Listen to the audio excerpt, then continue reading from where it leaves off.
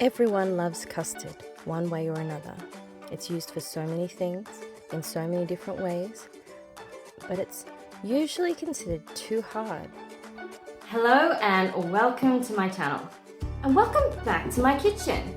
Liz is me, and you can call me Liz, and today we're making custard tarts. To start with, we are going to add 1 cup of milk and 1 cup of cream to a saucepan and bring it to a light simmer. Stirring helps to make sure that the milk and the cream combine together nicely.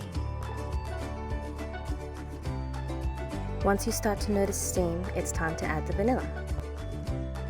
It really isn't important what kind of vanilla you use, so don't feel guilty if you're not using bean pods. I don't.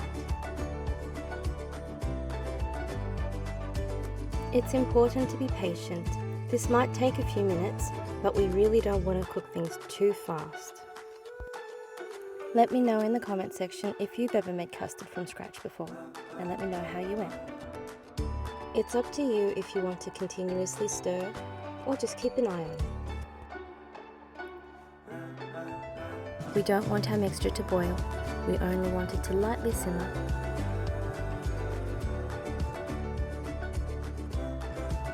Before too long, you'll start to notice nice little bubbles at the bottom of the pan.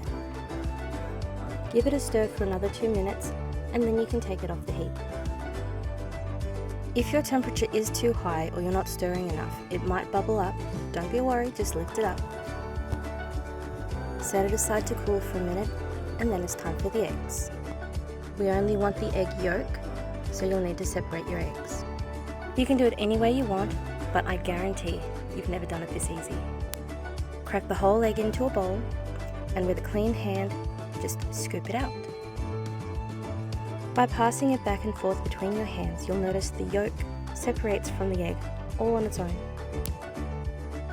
No more cracked yolks.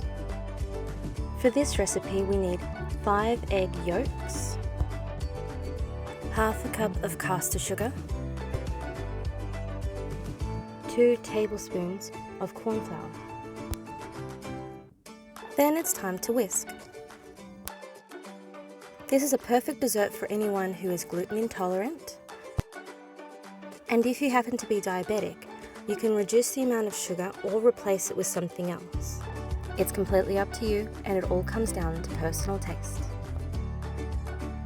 Once it's completely combined, you can start to add the milk and cream. Even though we had it sit aside for a minute, the milk and cream is still hot, so add it slowly and continuously mix to prevent scrambling the eggs.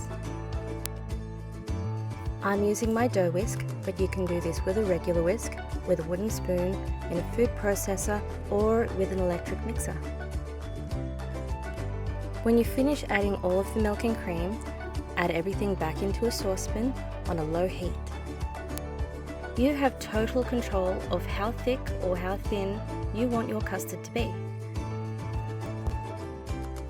Keep stirring until you get to a simmer again.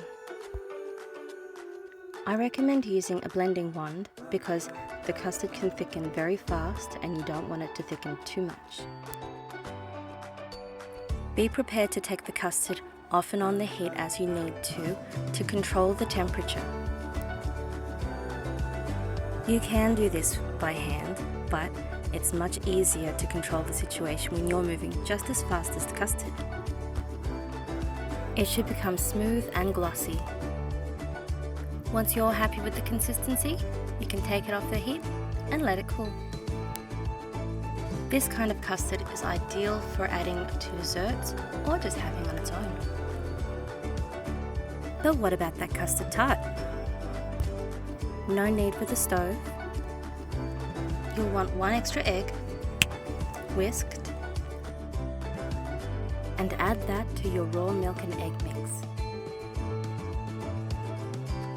This is optional. I do it because it gives extra stability in the oven. Don't forget to scrape the edges to make sure all of your mixture is combined. You can either buy pie shells or you can make your own. Add your raw egg mix to the bottom of the pie.